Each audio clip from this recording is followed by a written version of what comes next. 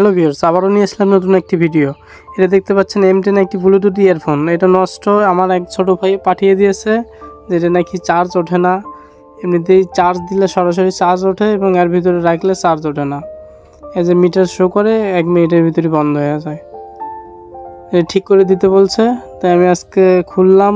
আজকে একটু সময় পাইছি, যে দেখেন কি সমস্যা, আপনারা একটু দেখেন, যে আপনাদের এরকম থাকে আপনারা নিজেরাই ঠিক করতে পারবেন।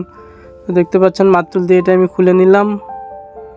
এবার ব্যাটারিটা দেখতে পাচ্ছেন, ব্যাটারিটা সব ঠিকঠাক দেখা যাচ্ছে, সার্কিটও সব ঠিক। আমরা একটু এই সার্কিটটা খুলে নিব, মাত্র দিয়ে সার্কিটটি খুলে নিব।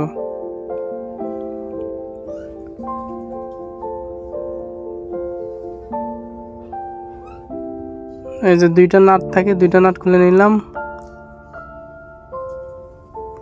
এবার ডিসপ্লে লাইনটি খুলে দিব। আপনাদের যদি এরকম মডিউল, চার্জিং মডিউল বা পাওয়ার মডিউল লাগে আমার থেকে নিতে পারেন। এগুলো 55 টাকা পিস। যদি আপনাদের কারো লাগে আমাকে বলবেন, পাঠিয়ে দিব।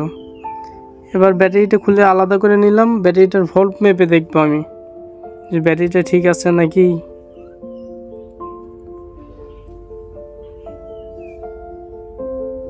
দেখতে পাচ্ছেন ব্যাটারিটা 3 ভোল্ট দেখাচ্ছে। এই পাওয়ার সার্কিটটি চলতে মিনিমাম 3.7 ভোল্ট লাগবে।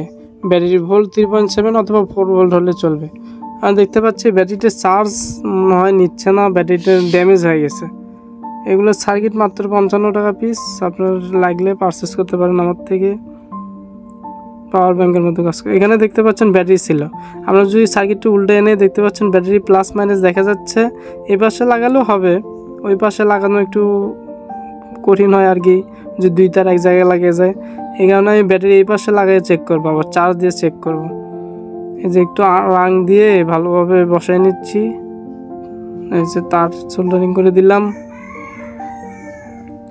এবার এটা একটু চার্জ দিয়ে দেখতেছি, তবুও হয় না, মানে ব্যাটারিটা ড্যামেজ হয়ে গেছে। ব্যাটারি বাদ দিলাম। এগুলো ব্যাটারি যদি আপনাদের লাগে নিতে পারেন, 60 টাকা পিস। ল্যাপটপ ব্যাটারি, ভালো মানের ব্যাটারি। আর দুই পাশে আমি প্লাস মাইনাস একটু তার লাগিয়ে নিব সোল্ডারিং করে।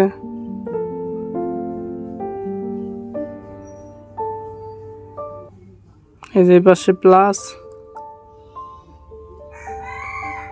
তার দুটো আমি যে এখানে সোল্ডারিং করে দিই, এরপরে দেখতে পাবো যে চলে কি চলে না। দেখতে পাচ্ছেন আমি লাগিয়ে দিছি। এবার একটু টেস্ট করব। ডিসপ্লে লাইনটি লাগিয়ে নিচ্ছি।